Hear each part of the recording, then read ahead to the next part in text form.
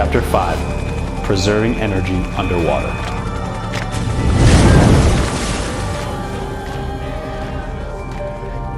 Welcome back, folks, to another one of Vinny's wacky underwater facts.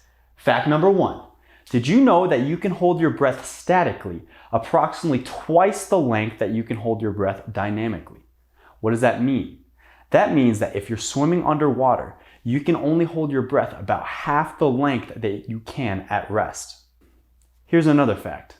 The speed at which you can swim underwater is approximately 1 meter per second. That means if you can hold your breath statically for 1 minute, and therefore swimming underwater for 30 seconds, then you can probably swim underwater 30 meters. That's just over the length of a pool. Okay, so that is why it's so important to learn to swim efficiently and preserve energy.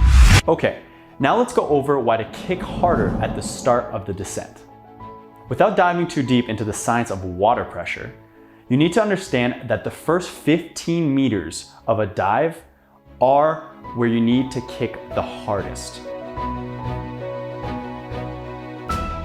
After that, your lungs have compressed and you can actually kind of free dive and let yourself go, or at least kick a lot less hard.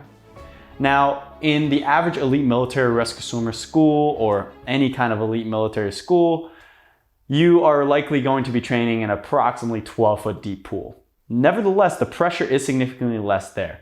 So I recommend you kick hard at the surface all the way to the bottom, and at that point, you can probably glide a little easier.